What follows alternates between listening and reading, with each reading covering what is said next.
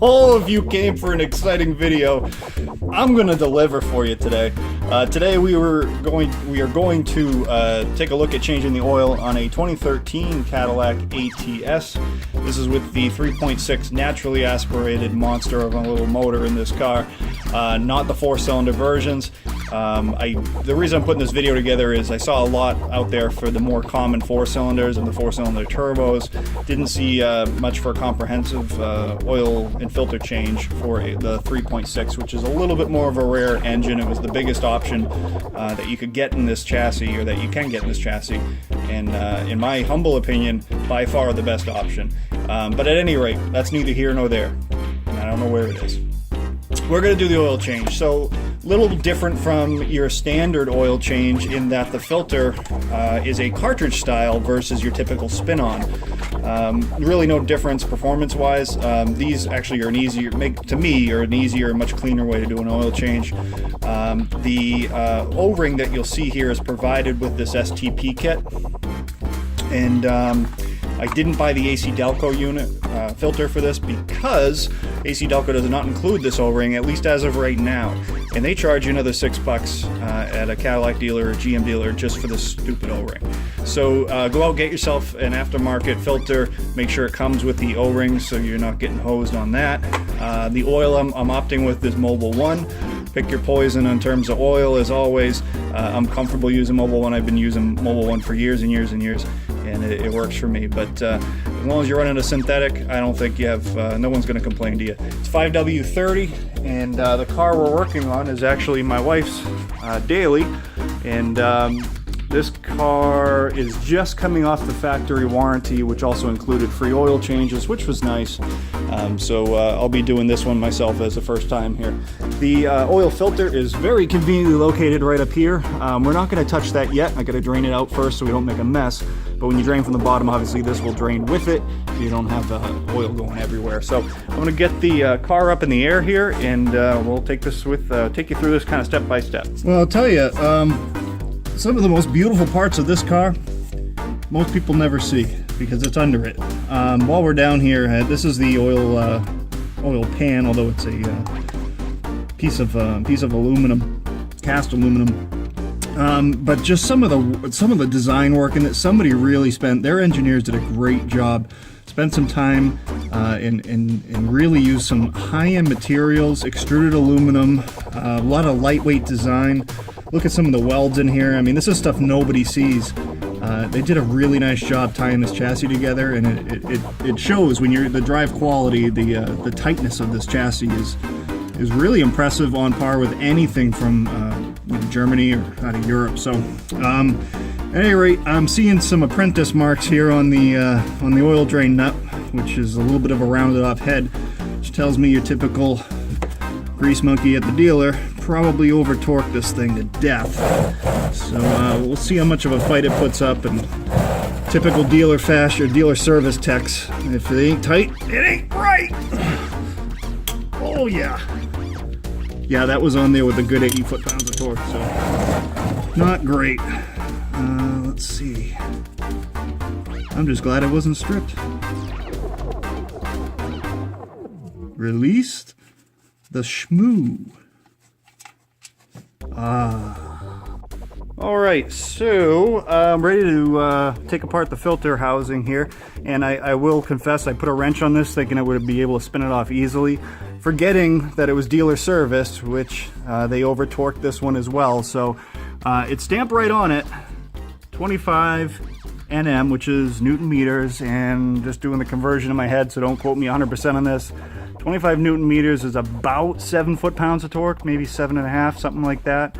I'm sure somebody will actually do the conversion and correct me in the comment section, but yeah, you would think a little wrench on there, I should be able to get that off with a 1/4-inch ratchet, but I couldn't. So here's a trick, or just a good best practice for aluminum fasteners like this that have been over torqued if you don't want to cause further damage. This only really works when you have a nice beefy surface like this to work with. But switch from your wrenches to your impact wrench. The impact wrench has a much less chance of damaging the threads itself. than if you were to put a breaker bar on there and just start cranking away on it. That's when you break stuff, that's when you bend stuff. Not a good thing. So I'll put the little 20 volt impact on it and see if that'll get her spinning without breaking anything.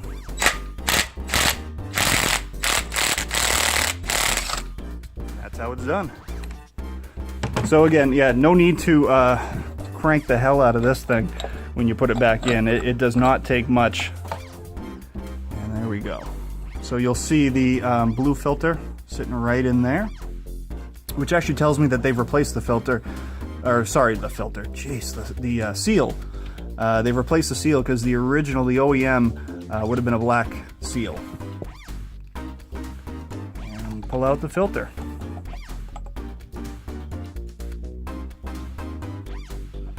Alright, I'll correct myself on this one. 25 Newton meters is 18.44 foot-pounds, so that's about 230 inch-pounds if you're using an inch-pound torque wrench. Not a lot of torque. That thing was on there pretty over tight, but I guess no harm, no foul, no damage done. Alright, so we'll get this seal changed out, which is as straightforward as you would think it would be. Just get yourself a little tool here, a little seal puller. Seal puller. That reminds me of the time I got kicked out of the zoo. Seal puller. Okay. If you got that joke, you're as sick and twisted as I am. So we'll sit this guy back on and just give it a little bit of oil to help that not chafe as it rubs when you're threading it back in. And this will be a lot easier to do without gloves on, but that's not how I roll.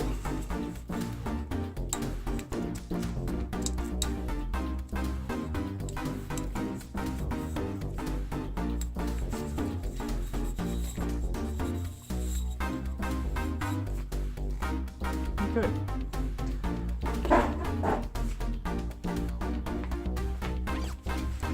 So I got the new filter just dropped right in. Nothing tricky about it. You don't have to line anything up. It just only goes in one way, sits one way.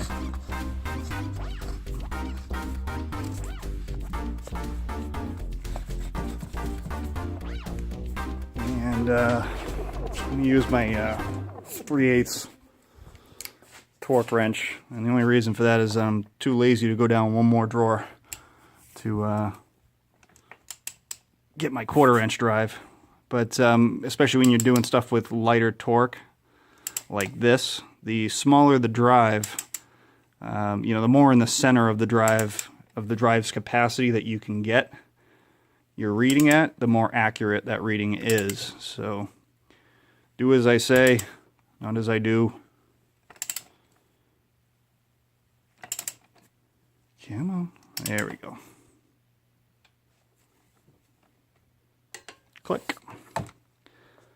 That's how it's supposed to be torqued. Not with the breaker bar the guy put it on with the last time. Alright, I'm going to throw the drain plug back in under the car, and then we'll start filling her up, and we'll reset the oil life on the ECM, show you how to do that, and this job is about wrapped up.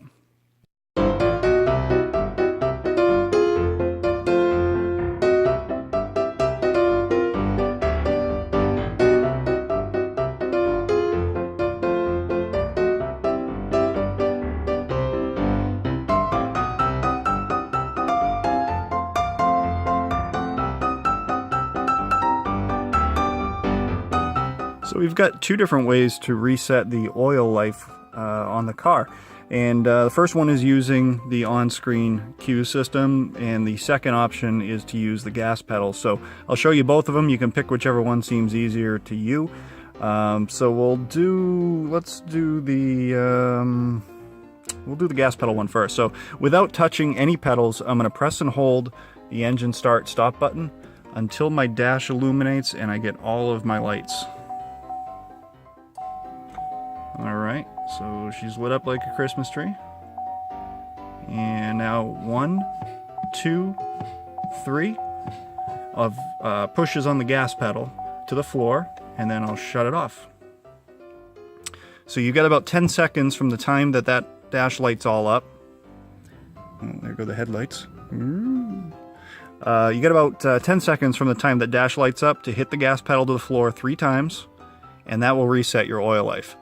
The other option, and we'll just boot it up without holding everything because that should work, yeah, is we can go into the Q system here and go over to,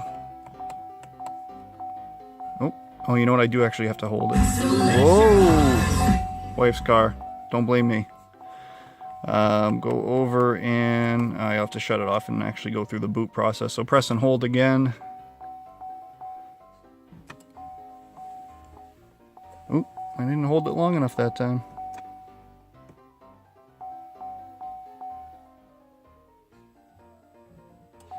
There we go. So now, kill those headlights. We'll go over to our oil life remaining. I'm not sure which side of the screen she has it in. There we go. It's at 100%. But what you can do, say that was at that 50% or whatever, it was at 30%, I think, before. All I need to do now is, with oil life remaining on the screen, press and hold this select key in until you hear a beep,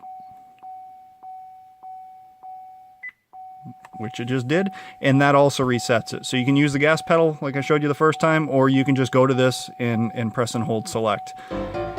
And that's really it. Car's all good to go. So very easy oil change, but if you did have any questions, comments, concerns, or criticisms, feel free to put them down in the comment section. If you like this video and other random videos like it, please like and subscribe this. I would very much appreciate it. And if you have any ideas for future videos or want to see something, don't hesitate to throw that in the comments as well. Thank you all for watching as always, and have a great day.